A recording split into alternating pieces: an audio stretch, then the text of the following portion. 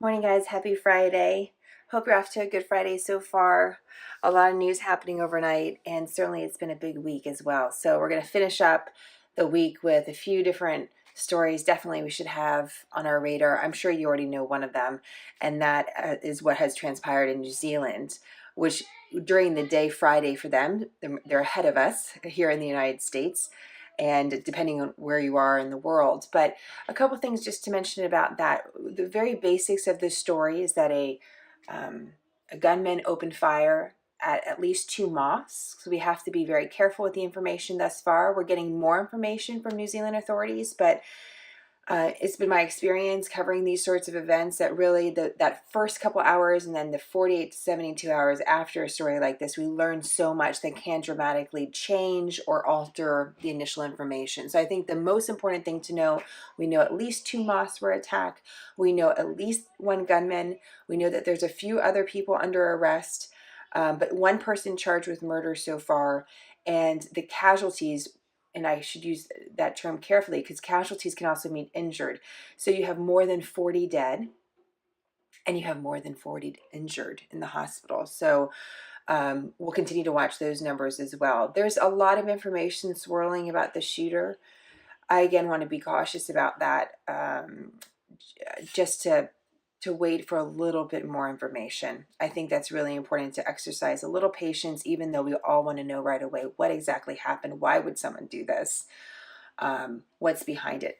It's important to remember that Friday is a day of prayer in the Muslim religion. So these mosques were filled with people. So it's a strategic attack in that way. And Christchurch, New Zealand is a city of about 500,000 people. And quite frankly, we don't get a lot of headlines like this out of New Zealand. So again, it's a story to watch for a few different reasons. The Prime Minister in New Zealand has already referred to it as a terrorist attack, so that's why I feel comfortable saying that. We'll find out a little bit more as to what determined that designation, and clearly it was a targeted attack, no doubt about it.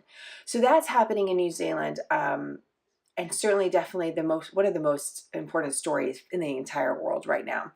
In the meantime, another city of Tel Aviv, 500,000 people in Israel, experienced some rocket fire over the last 24 hours from Gaza.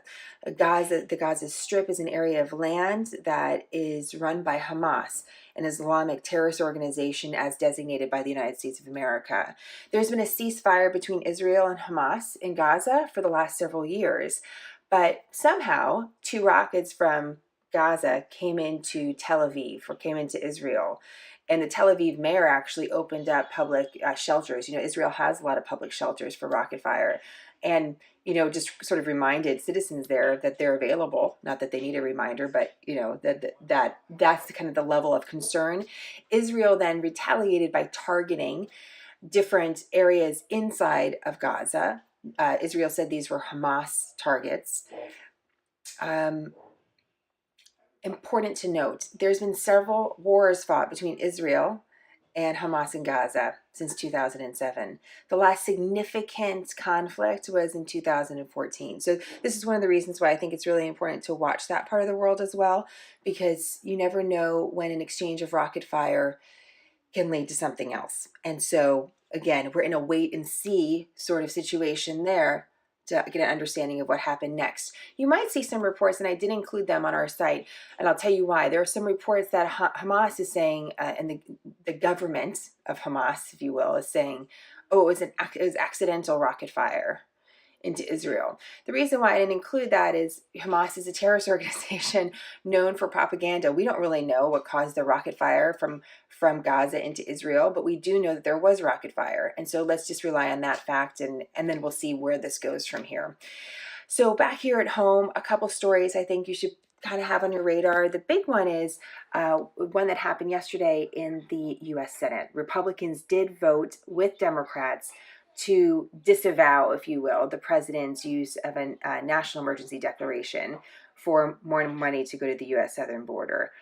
Even though both houses of Congress did this, the president still has the power of veto, which we expect. What would happen if the president vetoes Congress's wishes? And remember, Congress is supposed to control the purse strings of the public. That's their job. Oversight and investigative authority are part of the things that Congress is responsible for, as well as appropriation. Where does our money go? So a lot of Republicans that were against what the president did said it was for that reason, that they didn't like the use of presidential power to declare this sort of emergency, because that should be within the power of Congress.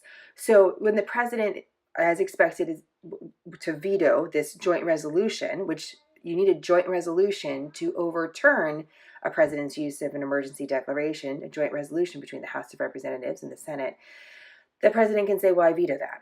And then it would go back to Congress. And then Congress would need 2/3 votes overall to overturn it. And even though there are some Republicans that joined with Democrats to vote against the president right now, that seems highly unlikely that there would be 2/3 of a majority to overturn the president's wishes. So that's something also just to keep an eye on. And then finally, there's a lot of buzz about the special counsel. And I know we see this every few weeks. Every few weeks you get, hey, the special counsel is near a conclusion of its investigation. We're going to get an answer soon. We have no way of knowing. We have no way of knowing if the special counsel, which was originally put together to investigate whether there was any collusion between President Trump and his team and the Russians in the election. But remember, the mandate was also very broad, so anything around that could get kind of picked up in this big net of investigation. That's part of the reason someone like Paul Manafort was charged with a variety of different crimes. So we're getting these reports that the special counsel, again, is near conclusion. We didn't go too far in that direction, but there are 3 things that happened with the special counsel this week that I think you should know. One is the fact that the House of Representatives voted unanimously, which is a shocker, right? Democrats and Republicans came together and voted unanimously that the Justice Department should release the final report from the special counsel. When the special counsel is done, they're going to make a recommendation based on their research to the Justice Department. The special counsel itself is not going to issue warrants or they're not going to do anything. Their job is an investigative authority. So there's been a question about whether or not the Justice Department would release this report if they get it. And the Attorney General has sort of said, well, maybe we would have one that we keep for us and one we would make public, and lawmakers didn't like this. So Republicans and Democrats voted together to say, no, we want the report released. Now, unfortunately, that doesn't mean anything because it's non-binding, so it can't force the Justice Department to do anything. But it's a show of sort of, I don't want to say public protest, but getting lawmakers on the record saying we want this. What you should know is House Democrats, who are in the majority now, are basically paralleling the special counsel investigation in some cases. So even when the special counsel investigation is done, the House Democrats are going to continue their investigations into President Trump or his team. And so you should know that that's happening. Second thing you should know is that Paul Manafort received his final sentence this week. So the case against Paul Manafort by federal prosecutors related to the special counsel is now concluded. From what we know, New York State filed charges against Paul Manafort for other things like mortgage fraud. I'm not saying that's nothing, but different things that have come up over the last year that have come to light. And what's important about that is that a president can pardon someone for federal charges. So if I got in trouble, let's hope I never do, and federal prosecutors are after me, President Trump can say, Jenna, you're a good citizen, I'm going to pardon you. But if Texas came after me, then the president has no power to pardon. So some have looked at that as a significant sort of backup in case the president decided to pardon Paul Manafort, and we have no idea if he would do that. The last thing you should know is a very powerful prosecutor that has a reputation for going after the toughest of the tough. So Enron, mob bosses, he is expected to leave the special counsel. And he's one of a few people that have been either reported to leave or are expected to leave shortly. Some are also looking at that as wondering, well, if he's leaving, then does that mean the work of the special counsel is wrapping up? We, again, don't know, but it's something just to consider. Here's some context that I think is really crucial. If you look at special counsel investigations, and they've happened over the course of our last several decades, Nixon, Reagan administrations, Clinton administrations, they've lasted a long time. So we're about almost 2 years into the special counsel investigation, but like the cases under Reagan, Iran-Contra, and Bill Clinton, they lasted more than 4 years. So it might feel like a long time, but the truth is it's not, compared to other investigations, it's not quite as long. So let's see.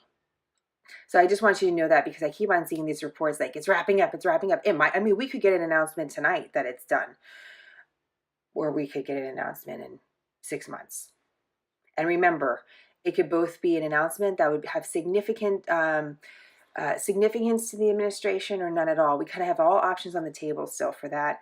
And so, there's a lot of folks anticipating a conclusion of this report, but I think what's really important to prioritize is that the report is thorough, trustworthy. The American public, as well as lawmakers, feel it is exhaustive, because if there's any weakness in the report, then we're back sort of to square one with questions that maybe haven't received an answer. So anyhow, I think you should know that. Final, just like funny story I just wanted to tell you guys about. Do you guys like maple syrup? Because I do. I use it a lot for sweetener, different things for the kids. And apparently the squirrels in Vermont are going really crazy and gnawing on like the tubing for maple syrup. And it's causing there's no quantifiable, but it's causing some disruption in the maple syrup farming industry in Vermont. So if you have any maple syrup this weekend, just keep that in mind. It might be a valuable commodity if these squirrels continue on what their mission is. Maybe deep down to disrupt the maple syrup collection in Vermont, the nation's #1 producer of maple syrup. Just something fun to know over brunch this weekend. Man, I remember the days when I could go get brunch. So fun. Go get brunch this weekend. All right, a lot to throw at you. We'll continue to watch some of those big stories. They're fairly serious. Don't mean to be a downer on a Friday, but I know you can take it, and I want you to know what's going on in the world. And we'll keep on keeping on, smarternews.com. Remember, if you want to sign up for our newsletter at the top of the page, and we do a weekly newsletter. It's just short, something quick that you can read over coffee or at brunch, sort of summarizes the week, maybe offers a little insight. I like to do some more creative writing with it, and it's fun. So check that out, and I'll see you guys next week.